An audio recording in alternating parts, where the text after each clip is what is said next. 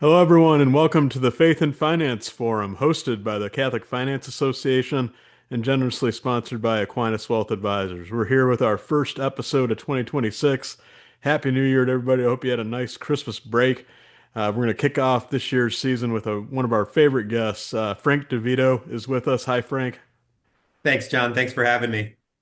It's truly an honor, my friend. I hope you're well, and we're going to talk about all kinds of things with Frank, including his exciting new book, J.D. Vance and the Future of the Republican Party, which is being released today on January 22nd. It's available where books are sold everywhere, and Frank's going to get into all the detail on that in just a second. But let's start, as we always do, with a prayer.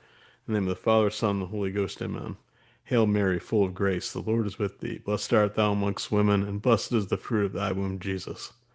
Holy Mary, Mother of God, pray for us sinners, now and at the hour of our death. Amen. Saint Francis, Great for pray for us. us.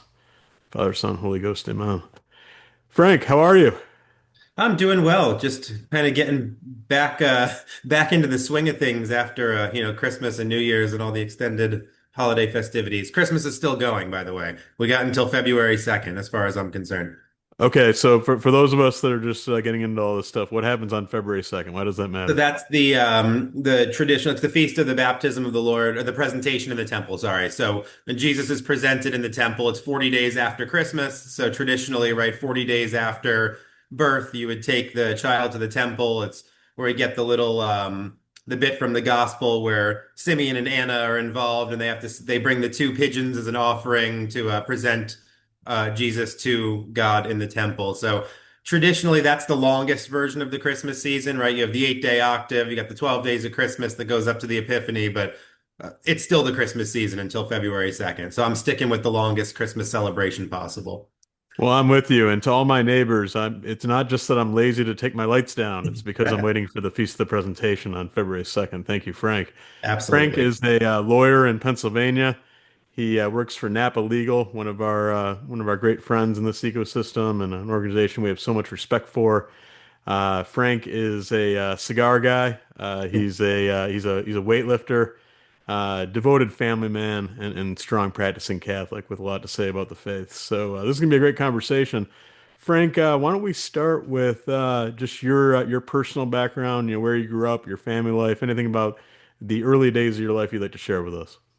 Yeah, sure. So, interesting story for Catholic purposes. Like, I do not come from a Catholic background. I don't really come from a religious background at all. So, I grew up in southwestern Connecticut. I'm now in Pennsylvania, our great shared state here. So, I grew up in Connecticut, raised by, nominally Catholic, kind of practicing Catholic father and a secular Jewish mother. So, I was raised with little bits of cultural Catholicism and awareness of when it's Christmas or Easter, I guess, but Yeah. no catechesis, no understanding of anything. So that doesn't hold when you're a teenager at a big secular, middle school, high school in a big city, and so went through teenage years that we can breeze over, but I was definitely not a model citizen or anybody that you would be having on a podcast like this. And around the time I was young adult, 18, 19, had a really powerful conversion experience. Uh, don't know how much you want to get into that, but that's kind of like the pivot point of the rest of my life and how I ended up here. Well, counselor, since you opened the door, if you don't mind my asking, in those less than model citizenship years, are we talking about too many sweets? Are we talking about exceeding the speed limit? I mean, what'd you get into during those days? No, a lot more than that. Okay, Like, very good. yeah. Understood. But around 18, 19, that all shifted. Do you mind sharing a little bit about Yeah. what opened your heart to the Lord? Yeah, I would love to. So, it's funny. Usually, when somebody has a conversion story, there's an intermediary that God uses, right? There's a person who comes at the right time, a book that comes at the right time, something. I like to think that maybe I was stubborn enough or a horrible enough case where God had to intervene directly first, because there really wasn't an intermediary. I remember the day. I remember the circumstances. I was about 19. I was just slightly miserable. Had a job and was in college. I was always smart enough to get by and make the world think that I was doing fairly well, despite Yeah. what was going on interiorly, personally, but was miserable, right? So I've got all this going on. I'm driving. I'm an atheist and interiorly a wreck. Um, and I drive by the Catholic church that my dad used to go to on, Christmas, Easter, some Sundays, most Sundays maybe. I wasn't going, obviously. So, but drove by the church and had this overwhelming intuition. I didn't hear a voice or anything, but this powerful urge to pull over my car and to walk into this Catholic church, which was, strange. Hadn't been in one for years, didn't know anything about the faith. But I pulled over the car and I walked into this church and the the sanctuary faces west. So it's a plain little church, but it has one beautiful crucifixion window above the sanctuary facing west. So it was the afternoon and the sun was coming in through the crucifixion window. Otherwise, the church is dark. And just looked up and just sat there. And again, I didn't know anything. Resurrection, real presence of Jesus in the Eucharist. Never didn't know any of this stuff. But had this powerful sense that whatever I was missing in my life, I would find there, whatever that meant. And that was the beginning. So from there, I started to read and I started to meet people and learn about all this, and then start to practice and live this life. And I had not been baptized, so I was baptized when I was 20 years old as a result of this process. But yeah, it was pretty direct intervention of grace that started all of this. Wow, praise God. It sounds like a little bit of a St. Paul moment for you. That's beautiful. So you're in college. Where'd you go to college? What did you study there?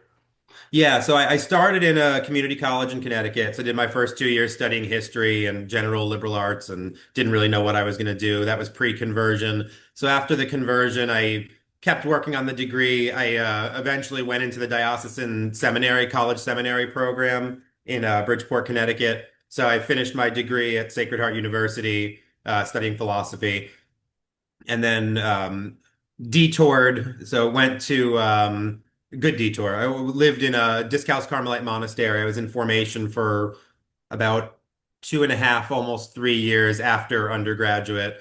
Um, and when I discerned that I was not called to that life or to the celibate vocation in general for a number of reasons, I left and came back into the world and eventually went to law school. So had a year gap and then went into Quinnipiac law in Connecticut. And yeah, Okay, so Quinnipiac Law. You decided to be a lawyer. You didn't want to be a priest. When did you meet your wife? about 6 months after I left the monastery. So I came back to Connecticut, was going to the local Latin Mass parish in my diocese in Connecticut, and they had a Wednesday evening mass, and I had been back in Connecticut for a few months. My wife was teaching at the school connected to that parish. We both showed up at the same Wednesday evening mass and had some mutual friends, and that was it. Another beautiful connection formed by the Latin Mass community. I love it. Yeah. That's great. So you finish up at Quinnipiac. You're admitted to the bar. What happens then?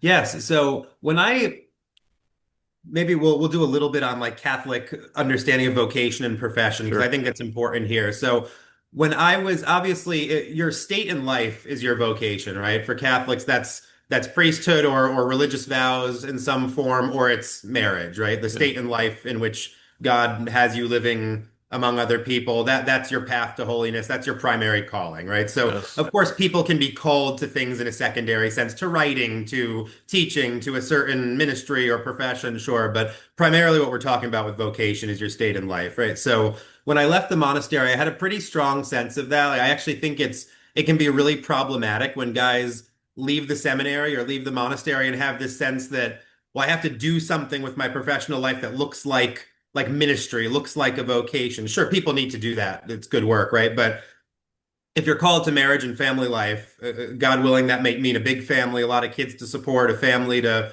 raise often on one income. You can't do that as a youth minister. You probably can't do that teaching theology at a Catholic school.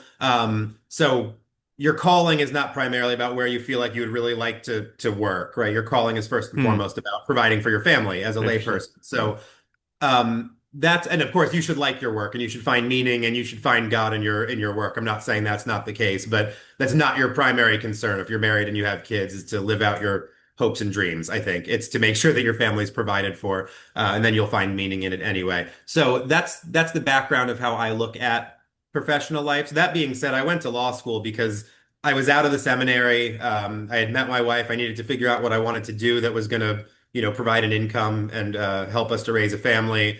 Law seemed like a nice, natural extension of, my interest in the liberal arts, philosophy and logic um, reading and writing and speaking and so on. So this just kind of seems like a natural fit for somebody who's interested in the kind of classical education. Law is like a nice culmination of it.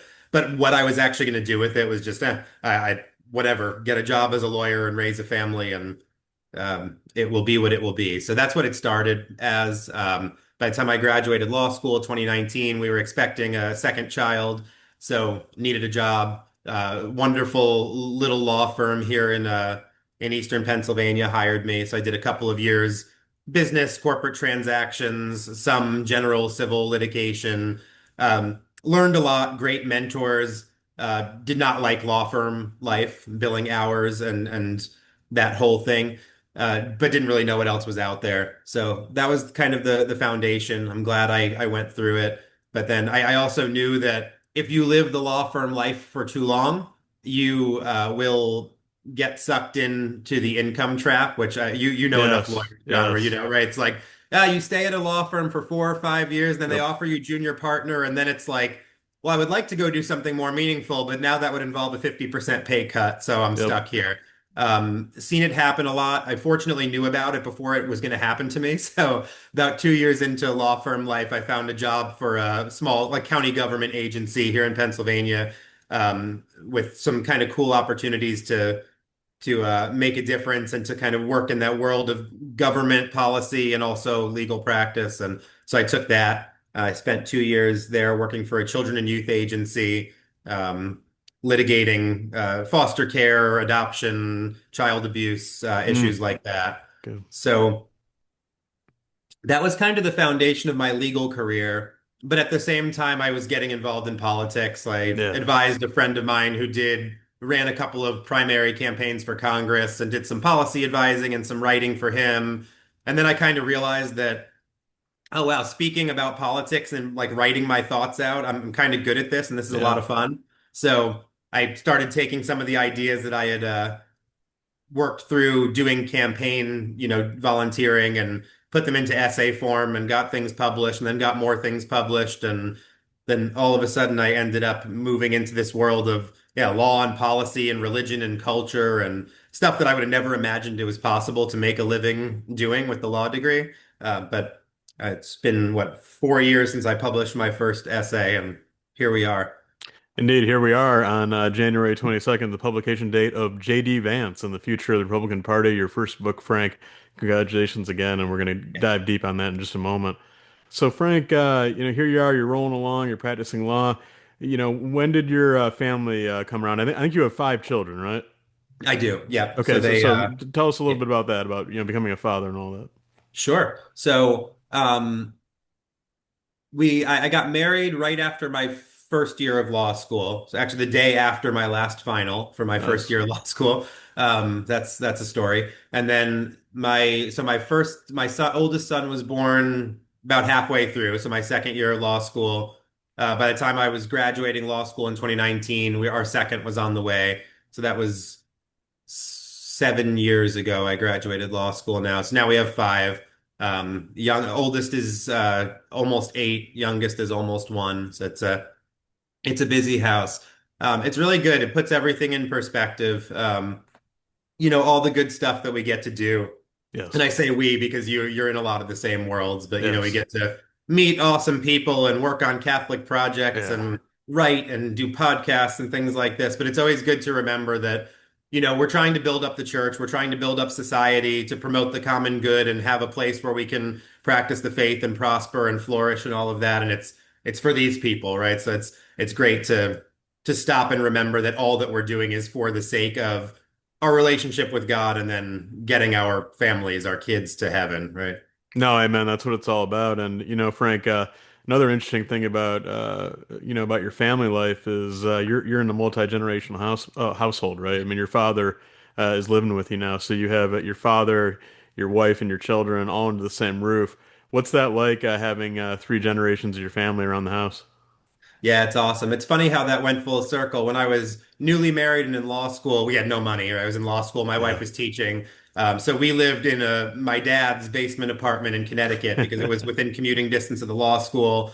And it was a great couple of years. And now, yeah, fast forward and he's living in the basement apartment of our house. So yeah, it's no, it's wonderful. I mean, it's on one hand, I think it's important not to romanticize it. I think it's tremendously important Yes. culturally to reclaim, the whole emphasis on the nuclear family is Yes. good, but it's incomplete. It's not me, my wife, my kids, and then everybody else is other, right? Like we Yes. come from a family of aunts and uncles and cousins and grandparents and parishioners and community neighbors, all of this. And this is all part of the network that makes us what we are as humans, right? So that being said, it's not easy. It would be much easier to not have another adult human who is not my wife living in the house, right? Because he knocks on the door and he comes up, or he like parks cars that he buys on my property, and there are currently at least two in my yard. Um, Right. So, but that's, similar to when you live in a monastery, right? Which I spent a Yes. couple years in a monastery. The people, the saints talk about, the Saint John of the Cross talks about it in particular, right? He says that the people that you live with, right, especially the most difficult to be around, they're like the chisels that God uses to turn you from like a rough rock into a masterpiece. Yes. And that's true of living with other people in general, right? So if No, living with that's other great. people is difficult, yeah, that's the point, No, I right? love it, So and just another cool thing about your dad too is, I mean, I know that his tradition as a police officer and as a yeah. practicing Catholic, that love of service, that love of protection of your community, that love of developing skills that are practical and applicable, those are surely gifts that your children benefit from learning from him as well. It's really nice. Oh yeah, absolutely. And I mean, we come from like blue collar family, but Yeah. my dad really climbed. Like he was a cop, but then like he went to night school and got a bachelor's first in his family, and then he went to night school and got a master's, and he ended Nice. up retiring as, deputy chief of a 300 officer Good. Wow. department. So Leadership too. um, Yeah. Yeah, that's great. worked hard was really a good example of working hard and doing what needed to be done. I'll also say, because I know I told the early story that he was like, kind of practicing the Yeah. faith, Yeah. was, but didn't really know it that well. But when I went through what's now OCIA, right, Yeah. the classes for conversion to Catholicism, my dad came with me as Love like it. a support because he was so happy that I was, That's great. reforming. And he actually got more out of it, I think, than I did because I was reading and reading and reading. But he went through and he met people at the parish and he started reading things, and so he's night and day different as a Catholic, as a person than he was when I was growing up, which is pretty awesome. But then just Yeah. to round this out, the multi-generational living. So of course it's Yes. challenging to live with other people, but it's so great for three generations of people, right? Like my kids grow up with a grandparent in the Yeah. house, right? They see him every day. It's a What a blessing gift. for them.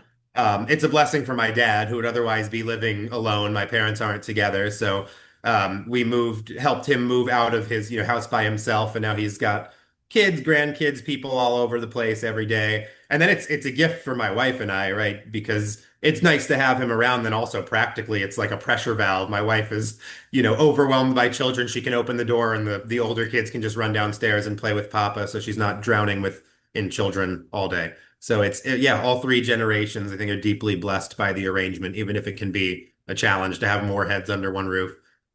Yeah, I'm glad it's working out. So let's get back to, the early days of your, political activism and writing. In those days, what topics or themes dominated a lot of your early writing, Frank? What were you into?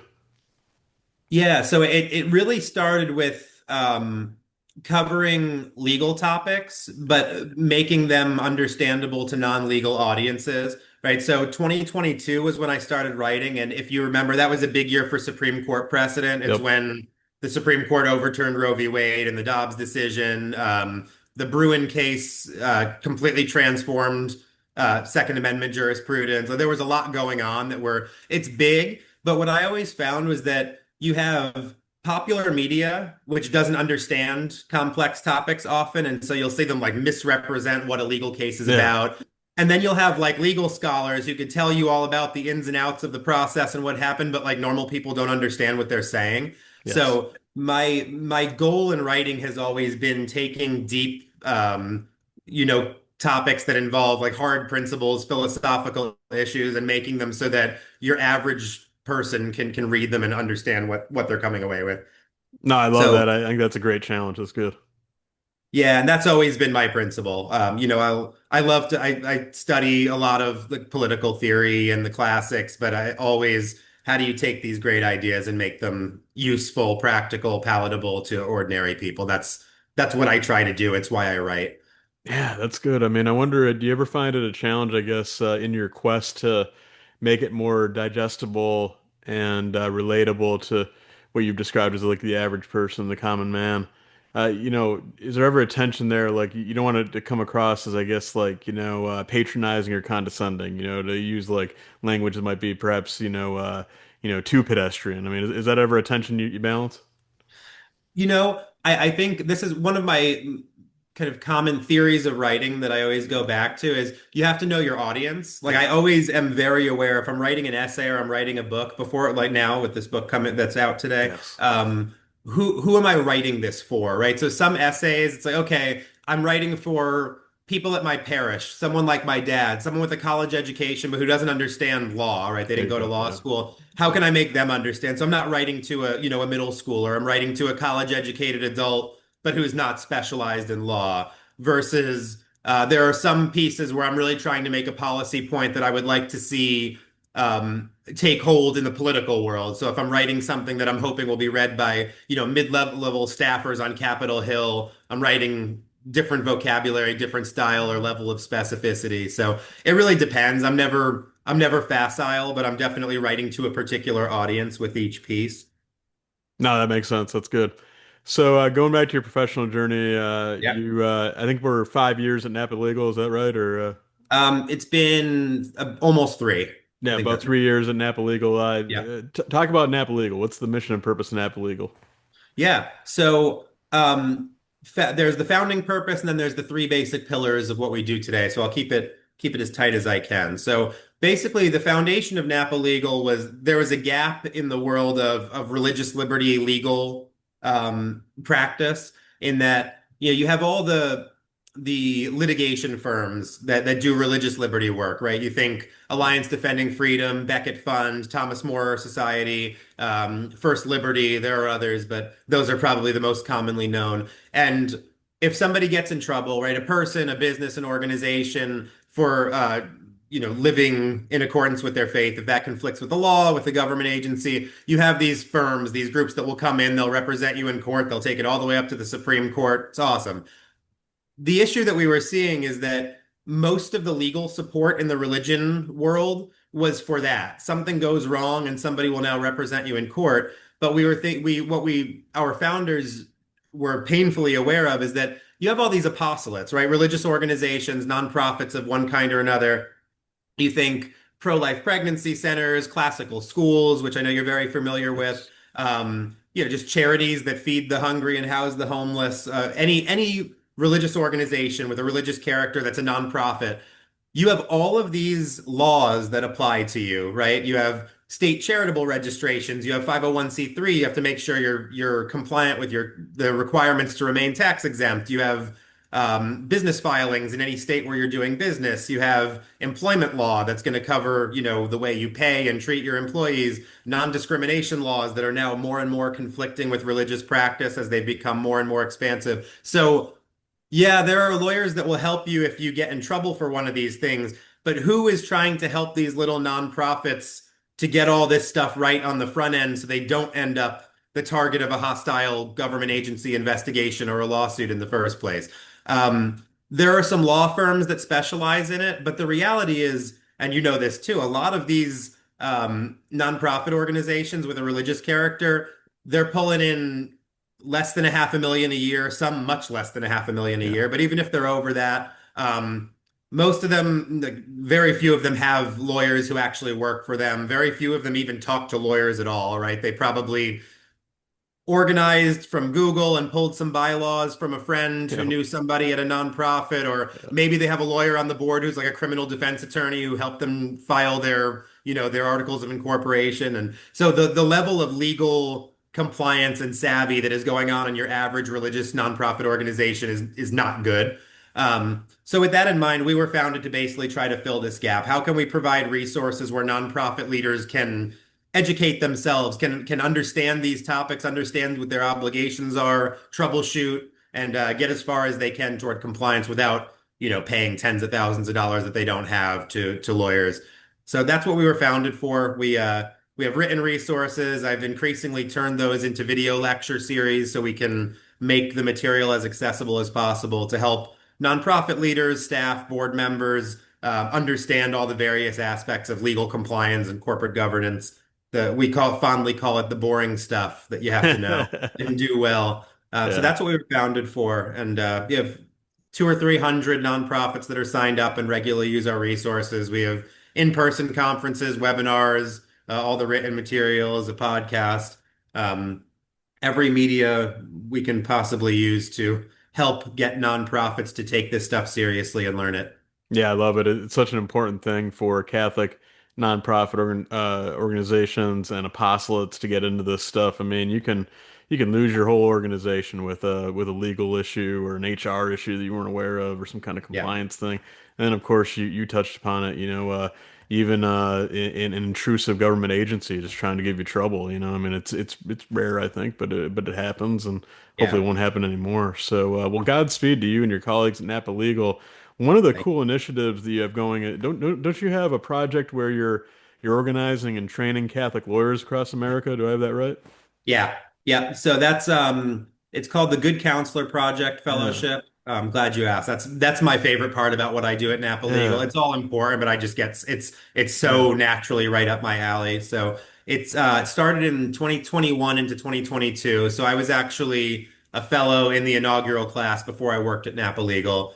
Um, so what it is basically we found there's a gap, right? People go to law school. You went to law school. Yes, Even at the better law schools, we don't really get the formation that will make us good human counselors in the deepest sense, right? So I don't know if you're familiar. Do you know Father Dominic Legg? He's a Dominican friar. He's now the head of the Pontifical Dominican College down in DC. Brilliant guy, but before he was a Dominican friar, he was a Harvard-educated lawyer. uh-huh. I know he might have been Yale. I don't want to offend him, so he's a board member Yeah, of ours. Ivy League lawyer. Yeah, yeah. Yeah. Smart guy. Yeah. So brilliant lawyer. But he wrote this amazing piece a few years ago called What Makes a Counselor Good? And he published it at Napa Legal. And he was saying that, he was going to one of the most elite law schools in the world. And he gets done with his first semester, I think, or his first year. And he goes home and all his family are asking, like, so what is justice? Like, what is a law? And he's like, Yes, I yes. don't know. Like, that's not what we're learning. And so we were thinking, of course, you need technical skills, but really, lawyers are important public citizens, right? Our founders assumed that most of the people who would be leading our country, making our laws, governing our nation would be lawyers. Yes, And they all took for granted that they wouldn't just be technical bureaucrats who can speak legalese, but would be engaging with the great texts of the Western tradition and would be able yes. to know, what is a law? What is justice? How do these things work for the common good? These aren't optional. This should be the foundation of what makes a lawyer. Right. So nobody's getting that. That's why we founded this fellowship program. So every year we take in a cohort of about 30 or 40 lawyers. Do a couple of in-person retreat weekends through one in the spring, one in the fall. And then in between, we have these great book seminars. So we hire experts who are all professors, teachers of the great books tradition, and they take these little cohorts of lawyers through reading and discussion seminars on Homer and Sophocles and Plato and Aristotle and Cicero and Aquinas and Dante. And we finish with Aquinas' treatise on law and then Pope Benedict's essay on conscience. So there's the formation aspect, right? Catholic intellectual tradition, the great books tradition, really vibrant discussions to help these lawyers really engage with fundamental ideas. And then it builds a network, right? So over these last 5 years, we've just put together this astounding, talented, amazing group of brilliant Christian lawyers who help each other out, who help nonprofits out, who are founding projects together and doing all kinds of things. So I think it's a powerful force. I think as the years go by, it will turn out to be a pretty important force for good in the legal profession and in the country. Force for good indeed, and you're so right about the true identity of a lawyer, one of the ancient healing professions. And Tom Monahan says that to be a lawyer is the second highest calling, except for being a priest. It's the second most noble profession. And yeah, no, I love that. And unfortunately, a lot of lawyers have been given a bad name in today's day and age. I don't know how you feel about this, Frank, but I think it was a mistake to allow lawyers to advertise. I think Yes. that that relatively recent shift has really done damage to the honor of the profession, and it'd be nice to see that be reversed. Although I don't think it will, right? So Yeah, I don't think it will either, given the way that the commercial world works. But yeah, my goodness, yeah, it's embarrassing. You're right. This was seen as almost something akin to a calling, right? yes, thank you. You're a public citizen, you're an officer of the court and an officer of the law, and you have all these, you take an oath, and to see these Yeah. ads of like, we'll fight for you of a lawyer with like boxing gloves or something. It's like, yeah, Or, it, or, it, it or, hurts or a how about little. the guy with like all the dollar bills, raining down behind him? I mean, it's just so sad. I mean, that's not St. Yeah. Thomas More stuff, right? I mean, that's very Yeah. different. All I right, think on a Frank. really Yeah, foundational level, just one example, which I yeah, think is something everyone should know, and I certainly could not have answered after law school. But right, so lawyers, you represent clients, you have to know and understand and apply and argue the law. right. If you ask your average lawyer, what is a law? Yeah, I mean, I yeah, think, especially for Catholic lawyers, we should at least be able to parse like Aquinas's definition. It's a good definition, not because Aquinas said it, but because it's right. It's an ordinance of reason, right, promulgated by, enacted by one who has authority over the community for the common good and publicly promulgated, right? You can love it. translate that differently, but it's reasonable. It's made by a legitimate authority. It's for the common good, and it's publicly known. It's promulgated. We should know that. Most Yes, lawyers wouldn't thank be you. able to Yeah, even give you any definition of what a law is. That's a problem. yeah, no, I love that. That's so good. All right, Frank. So let's get into the focus of this episode. I mean, there's so many things we cover. Oh, before we get into it, though, I did want to ask about some of your extracurricular activities because I find them to be interesting. I mean, you're an advocate for physical fitness. Yeah. You're known for posting videos of you lifting weights in your home gym and that kind of thing. Talk to us a little bit about that, why that's a big part of who you are and why you've decided to share that so widely with the world. Yeah, so I think first why I share it with the world is because I think there's a lot of inspiring content on LinkedIn, Yeah. which is where I'm most active. Like I kind of lurk on Twitter X a little bit, but I don't really like it. LinkedIn is where I actually have conversations and engage. And I mean, a lot of the content just starts to get boring. It's like people write some good stuff, but it's like, okay, one inspirational thing that relates to business and then another one. And like there's some really good content creators on there, some of whom I Yes. follow very closely, but it all starts to kind of blend together. Like, yep, okay, that's a picture of you and your family, and then something inspirational. It's great. But I don't know. I think to give your posts a little bit more personal character, like who am I outside of this like inspirational thing I'm saying on LinkedIn Yeah. today. So I mean, that's a big part of what I do. I think it's Right. important. I like Yeah. physical fitness. I enjoy it, and so I figure once in a while I'll throw on a lift in my like gritty garage gym here, and it's just kind of fun to share a different part of who you are besides like the business guru or the whatever it is that you are on there. So yeah, I think it's important though for a couple of reasons. Like I love heavy lifting because Yeah. it's hard. I think there's Yes. something character building about doing hard things, right? You think in the pre-modern society, everybody did hard things, right? Most people were agricultural. Even if Hmm. you weren't, there was like you had to get water out of a well, you had to go Hmm. places on horseback, like you had to live a more physical life. Now we don't, right? Like I didn't even have to go Right. anywhere to have this Yeah. episode. I'm here in my office in a computer chair. Like you could Mm. really do very little that's physically demanding and go about your life just fine. So I think kind of imposing them artificially through barbells and iron plates is not a bad way to make sure that we're still a little physically gritty. But I think it's just important because a human is both is an ensouled body, right? We're not minds that happen to like occupy some flesh, right? Like Right. our body is intrinsic to who we are. So I think that like making sure that you're taking care of your physical health, Yeah. your emotional, relational, social health, your intellectual life, and your spiritual life are all you have to make sure that you're not neglecting any of them, right? Because God made us this way with both body, mind, and soul, and it's important not to neglect any piece of it. So Yeah. beyond the basic, you should be fit. I just find heavy weights to be fun. Yeah, yeah, absolutely. They are fun, man. I agree. So, and then the other thing you're known for is the cigars. Very frequent cigar smoker, very out of, and expressive about your love of cigars. Talk to us a little bit about the role cigars play in your life.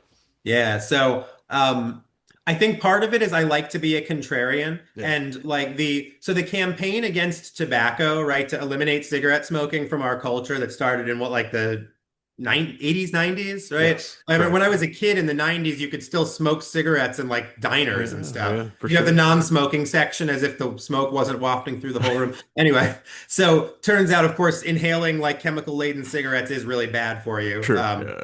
But the campaign became so unnuanced that it was like any tobacco will kill you. And and it's so like you ask most doctors, most people who are not into this world of like pipe and tobacco and cigar smoke and all that, and they just kind of assume like, oh, that's terrible for you. And so part of me likes to rebel against that because for one, you don't inhale a cigar like Right. you do with cigarettes. That's got Yep. to make a big difference. But for two, it's also just not the same product. Like cigarettes are laden with tons of chemicals that Yes. are not natural.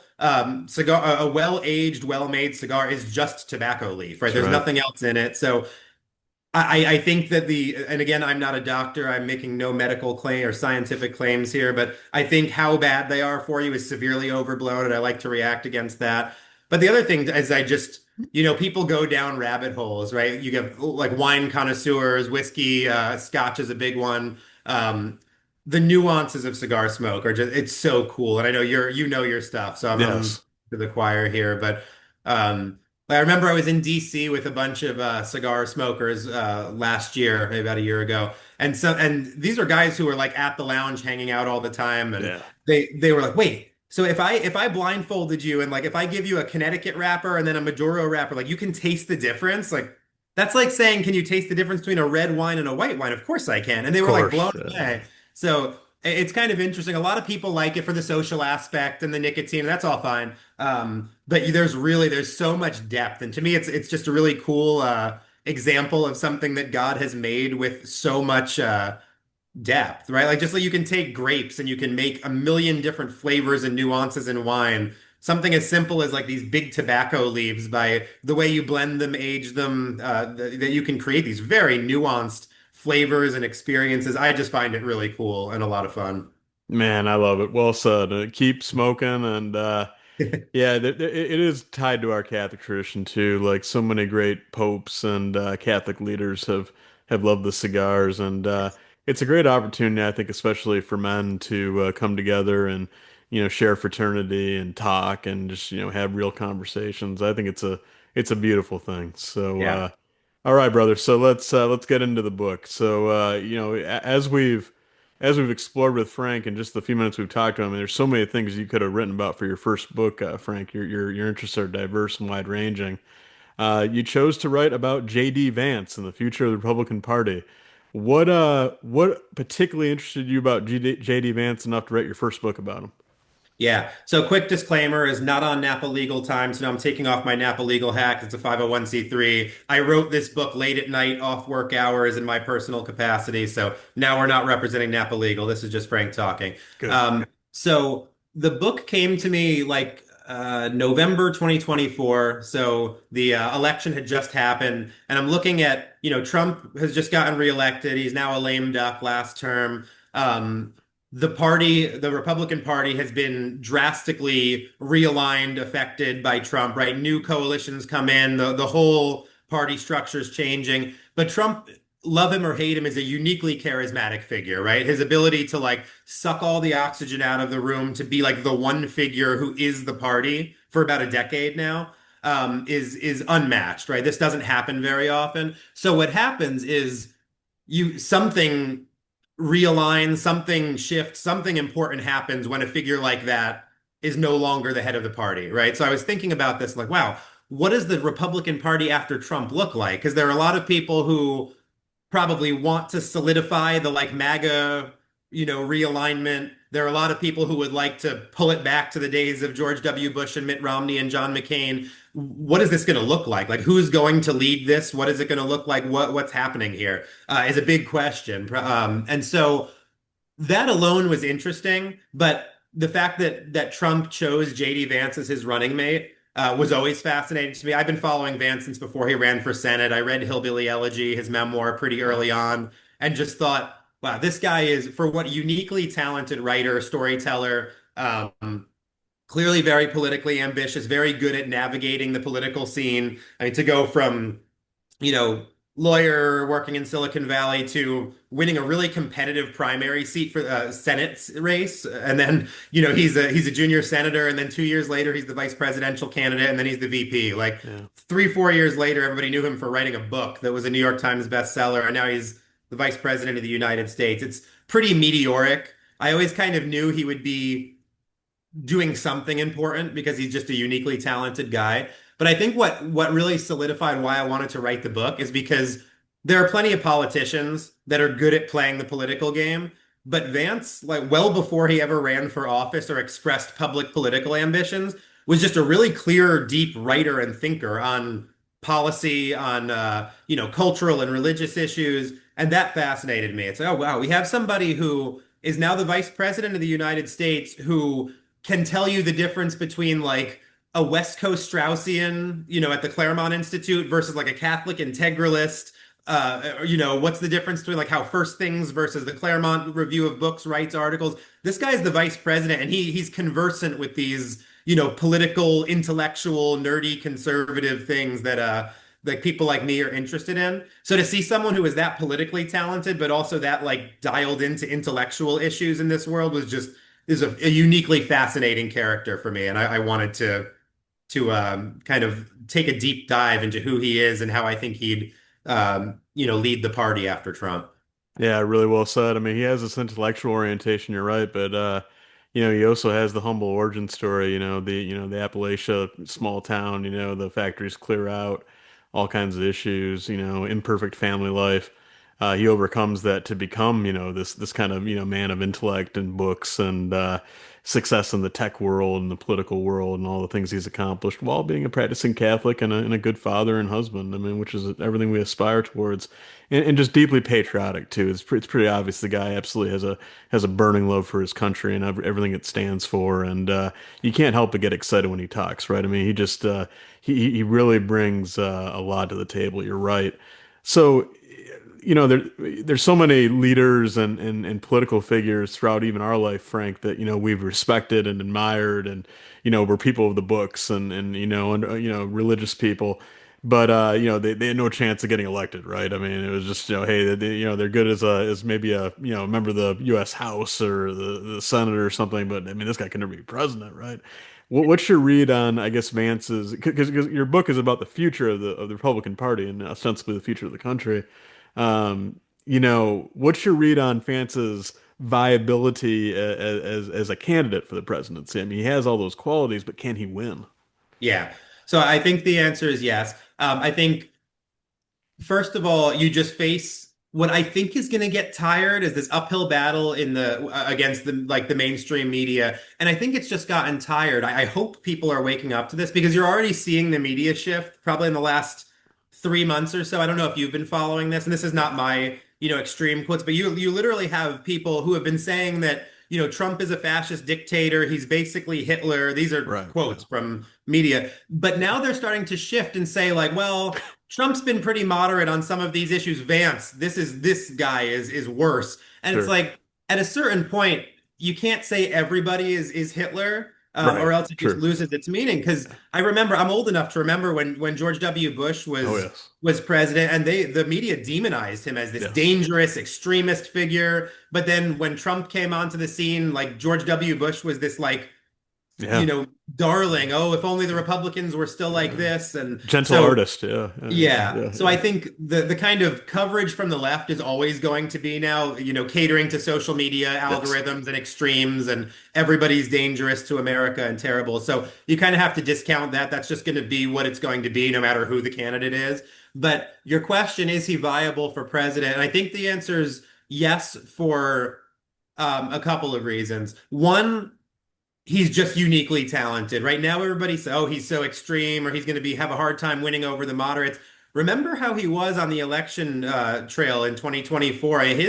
The way he made mincemeat out of Tim Walz in that vice presidential debate, it had a big effect. It was a turning point in the polling. It really gave the Trump Vance candidacy a boost. A lot of people talk about it as a turning point. The exit polls showed that out of the two presidential and vice presidential candidates on the ticket, Vance had the highest favorability ratings. Right now, it's not easy to be, Trump's second. He's got to do a lot of dirty work. But when it actually comes time to get on the election cycle, he's a very good speaker. He's very compelling. I think he'll play pretty well. But then the other thing you have to remember too is it's not a popularity contest. It's an election in the electoral college system. So um, there are only, seven or so states that are generally in play that decide an election, and where do they run through, right? You have, yeah, Arizona, you have Georgia, North Carolina, but then what really wins these elections is this quote unquote Rust Belt, right? Of what happens in Michigan, Wisconsin, Pennsylvania, tends to swing the country. And I think he plays really well here. When he starts campaigning and hitting the ground, this is a guy who these people can relate to. Came from a dysfunctional, family that seemed to have a lot stacked against them, and he rose up out of it, but he speaks their language. I think despite the attempt to portray him as this like out of touch Silicon Valley Yale guy, now this is, came from the trailer park and went through the Marine Corps, and I think when it comes down to campaigning in the swing states, he's going to play pretty well. Yeah, and what about his alignment with the issues that are most important to the Catholic Church, Frank? Issues of human dignity, the protection of life, the dignity of work, religious liberty, et cetera, et cetera. Would you comment on, Vance's record and positions on those issues that are so important to us as Yeah. Catholics? Yeah. So I'll say two different things here. This one I've been thinking through.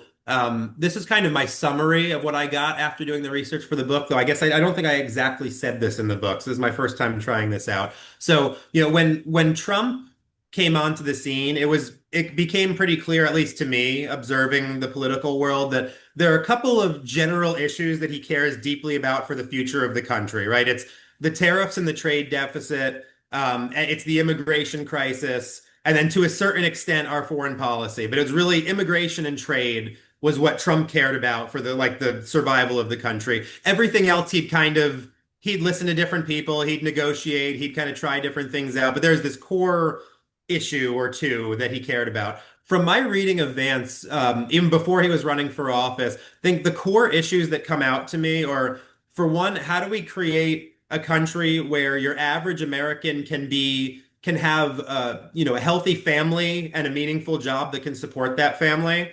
And then how do we get ourselves disentangled from this endless cycle of getting involved in foreign wars that don't really concern us?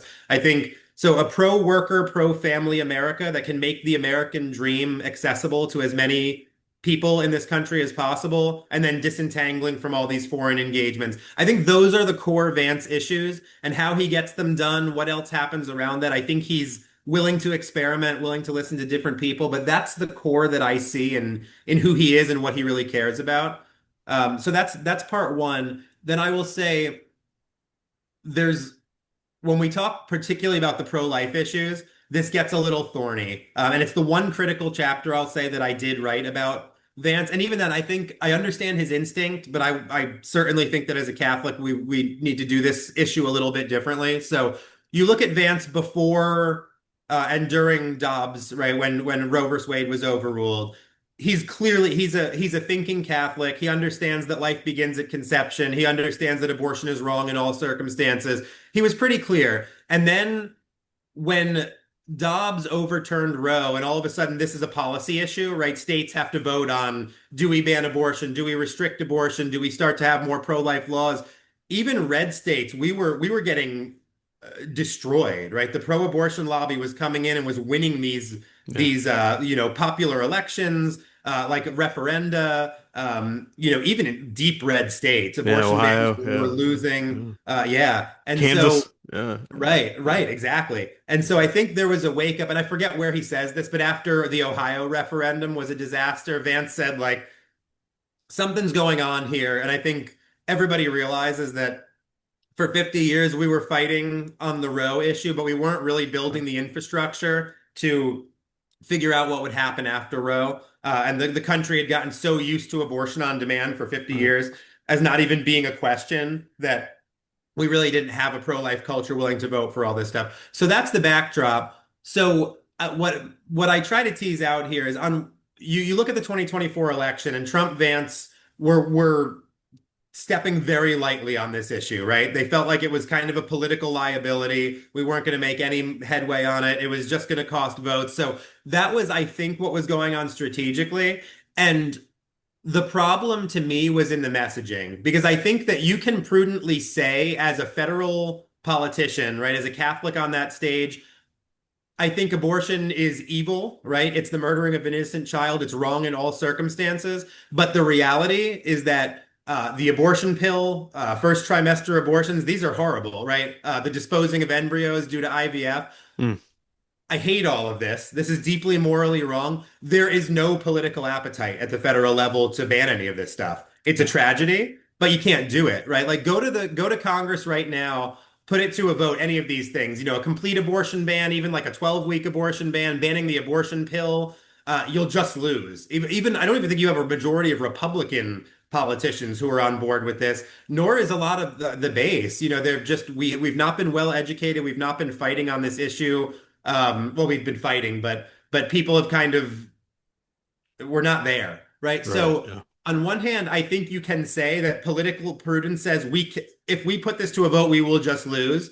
And so we have to do some grassroots work before we can do these things on a federal level. The problem to me was that the Trump Vance campaign, and particularly Vance, who's a Catholic, went out and said things like, I will support, access to the abortion pill, or I will Mm, support access to IVF. And it might sound like wordplay, yeah. but there's a big difference between saying in on such a huge level, I'm against this, but we can't act on it politically, versus I support. Catholics cannot Right. support this stuff. Thank you. And Yeah. to Vance's credit, and I'll stop with this and we can move on. But he Yeah. said at the Catholic prayer breakfast in DC last year, he said, it was very humble. He said, I'm a baby Catholic. Like, I'm kind of new to this. I want my Catholic brothers and sisters to help me in like the political policy space. If I'm doing things wrong, tell me. So in Hmm. charity, I think Vance is the best hope for the future of the Republican Party post-Trump, quite frankly. I'm pretty open about that. But this is the one area where I think it needs to be made very clear that we can be prudential and say there's no political will to move on these things. We can't say we support them. You need to use the bully pulpit, even if you're not going to introduce legislation to advocate for life and make it clear that this stuff is wrong, even if it's not illegal. Yeah, very good summary. And you're right, that humility he displayed in the National Catholic Prayer Breakfast speech and other fora, I think speak to his perhaps the fact that he learned a lesson from the 2024 cycle and perhaps the lack of clarity around abortion and some other issues. And I don't think you'll have to convince many listeners of the Faith and Finance Forum of Vance's strength as a leader or candidate or good stances on the issues. But I do just want to, ask one more question on this, electability piece because, these are contests, they're races, contrast Vance's skill and performance with, say, like the leaders that are likely to rise from the Democrat Party.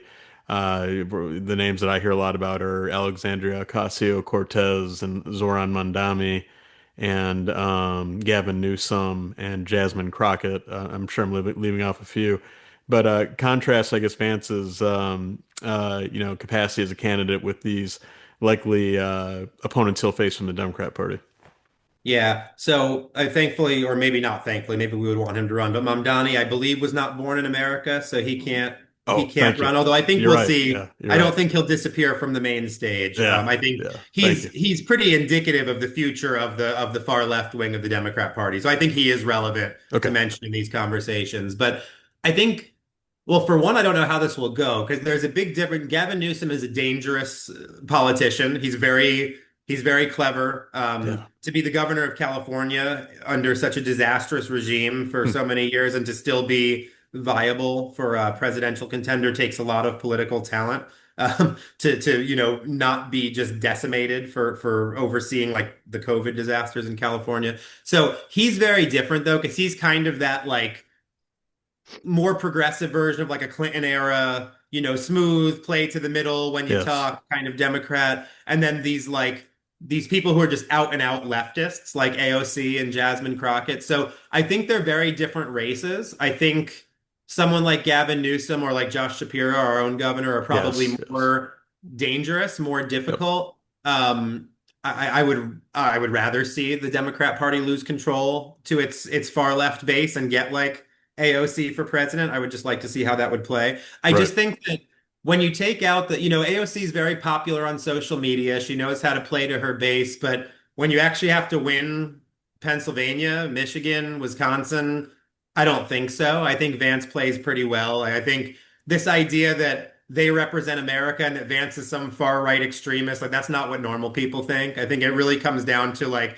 JD Vance versus Alexandria Mm. Ocasio-Cortez for president. I like my odds among the normal voters in the normal swing states. I think Newsom or someone like that is a harder call. But I'll maybe finish the point with this is that I don't think we do well by just saying, well, how do we make sure we moderate, right? Mm. Because Mm. I don't Yeah. think there are as many independents who sometimes vote Democrat, sometimes vote Republican, as we sometimes think. That's definitely part of the equation. But most of these are about turning out your base, or at least that's a Right. big part Yeah. of it as well. So I think the big challenge of the Republicans is, to me, not just about who the Democrat opponent will be, but how do we manage this new coalition, right? Because you have the legacy Republicans, the pre-Trump Republicans who have backed, W. Bush and Romney, and then a lot of them were Nikki Haley supporters in the last cycle. Some of them are just not going to come on board now that like MAGA seems to be the future of the Republican Party. But how do you keep as much of the pre-Trump Republican Party together without alienating all of them, but also keep the new like coalition of blue collar working class people and like the people that RFK and Mm. Tulsi Gabbard have brought into Right. the party on issues like war and health. Mm. You can't just put like Nikki Haley into the slot and like, oh, well, moderates will go for her. Mm. Yeah, but a lot of the base that Trump has brought in will not. So you have this very delicate balance of like the old Republican Party and the new coalition. And I don't see anybody who I think can hold the two pieces of that puzzle together as well as Vance. I think he still has the respect of a lot of or enough of the legacy Republican Party, or is at least palatable to most of them, but is still very much like Trump's successor to the new realigned party. So I'm a little biased, obviously. I've been thinking Yeah. and writing Right. about him for quite some time, but that's my take. What would you say to perhaps somebody who says Marco Rubio, who's also a Catholic family man and has distinguished himself as a senator and Secretary of State, and he's an effective communicator. He's good on TV. That Marco Rubio might be a better option. Just what would be your response to that?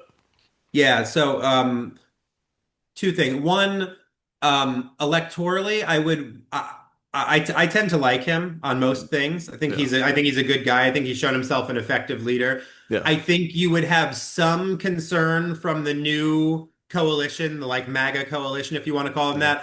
that which you're going to get on a lot of people that this was, he was a Bush era war hawk and now he's a Trump acolyte, but he'll show his true color. I'm not saying that's true, but I think a lot of the MAGA base would have maybe raise an eyebrow. Um, but that aside, I think the practical reality is that Rubio is going to back Vance and run as his vice president. If I were a betting man, that's where my money would be, that that's the ticket. So I don't actually think that Rubio is going to run in the primary. I think he's probably going to back Vance pretty early on. That's a guess, but I think I'm right. What's your read on this Venezuela situation? It's obviously the ripe story right now. It's very interesting that so many people, and I'll just speak for myself. I mean, I really like the Trump administration, messaging around a devotion to peace and not, getting into these entangling, foreign wars and forever wars is sometimes disparaged. I mean, that's one of the things I really like about, the MAGA movement and the Trump administration. And so, you have this situation where, we go into Venezuela, we kill like 80 people or something. Sadly, I Mhm. don't mean to be crass about that. I should have said that differently. I mean, it's sad that, when anybody dies. Um, the president of the country, I guess president, the ruler of his country, the dictator of his country is apprehended along with his wife. brought to New York City for trial. Um, I don't know. What's your read on that? Is that a betrayal, I guess, of that commitment to kind of do things differently in foreign policy, or is this not that? What's your opinion? Yeah. So on one hand, you have the war power question of how much Yeah. should the executive branch be doing without Congress, and that's not something I'm an expert on or that I don't have strong opinions about because I don't know that area of law too well to dive in. Except you could just say objectively, presidents have been doing much more than this without congressional approval for decades and decades now. Right. But I would say two things. One, Venezuela is, in keeping with kind of Trump's resurrection of the Monroe Doctrine that we're interested in Mm, our hemisphere and what's going on in our backyard, right? He's interested in Greenland, he's interested in the Gulf and in Mexico and in what's going on in Central America. And Venezuela is a big player with oil yes. and, cutting off sources of smuggled oil to our enemies abroad it makes strategic Mm, sense. Again, not an expert here, but it is something that is actually affecting our homeland, right? This isn't a foreign excursion that doesn't affect America, as far as I can tell. But mm, the other thing that I think is not a betrayal is I think what there are some who are just isolationists who say, like, no regime change, we don't want to be involved in any of these entanglements, stay out of it. But I don't think that's the mainstream of most of Trump's supporters. I think what everybody's been tired of is these like half-waged conflicts, mm, right? Like we've been doing it since, I mean, arguably since Vietnam, right? We send mm, people in and we're like, we're not willing to go scorched earth and do what it takes to be, right, a war fighting machine that decimates, finishes its objective and wins, right. and then leaves. And so we kind of like we send in troops and we get entangled and we're not really sure how effective it is, but we don't want to commit too much. And so we just kind of commit for a year. I think everyone's exhausted and just dismayed by this. Like Yeah. we're sending our troops to do things that are lasting for years and years and years, right? Iraq and Afghanistan were a good example of that. Again, I'm out of my depth talking foreign policy, but I think just the kind of headline view of it is no, this is something different, right? Regardless of if you think it's the right move, what Trump is doing is like, I think Iran's right enrichment is going too far. One strike, they're decimated. We're out. No boots on the ground. No wars. We're not entangled. We struck. We make a deal. Step back. I think this looks to me like another one of those. Like we don't have soldiers who are occupying Venezuela and overseeing new elections. Like no, Maduro seems to be running a cartel and pretending to be a president, and he's a problem to American interests. So we strike. He's gone, and we're out. So regardless of whether you think that's right or wrong, I do think it's a different way of doing foreign policy and interventionism than these like half-waged years-long wars that we've gotten really dismayed by. At least I have. Yeah, good clarification. Well, listen, my friend, we're almost at time here, so let's remind the audience that Frank DeVito is the author of the new book, J.D. Vance and the Future of the Republican Party. It's available, Frank, you tell me, is it available everywhere books are sold, or where can you get it? Yeah, so the primary places are going to be, nobody, but unfortunately, the physical bookstore is like almost a thing of the past. Yeah. So they're print on demand, Amazon, Barnes and Noble. It's yeah, JD Vance and the Future of the Republican Party. Bombardier Press is the publisher. They've been a delight to work with, by the way. So yeah, Barnes and Noble. I'm always a little bit disinclined to bring people to Amazon because I think they're taking over the entire economy and the entire world, but that's how you sell books. So, yeah, Yeah, yeah, Amazon, Barnes and Noble, probably a couple of. There is going to be an audio book coming, I believe, in March through Recorded Books, so you can look out for that as well. Oh, good. Everybody get out and get Frank DeVito's book. It's going to be a good read. And Frank, for those that want to continue the conversation with you, follow your content, what's the best way to get a hold of you? Yeah, so I mean, you can follow what we're doing at Napa Legal on napalegalinstitute.org. You can find, I write on the blog and I write a lot of the resources there. But LinkedIn is where I'm most active. So Frank DeVito, you'll find me on LinkedIn. And I try really hard to actually answer every message that's sent to me via LinkedIn. So if you want to get in touch with me, if you want to follow my writing, that's the place to do it. That's where I'm consistently active. Frank DeVito, one of the really good guys in this space. Appreciate your time. It's valuable, Frank. God bless you. Happy New Year. Be well. Yeah, you too. Merry Christmas, Happy New Year. Thanks, John. This has been the Faith and Finance Forum, hosted by the Catholic Finance Association and presented by Aquinas Wealth Advisors.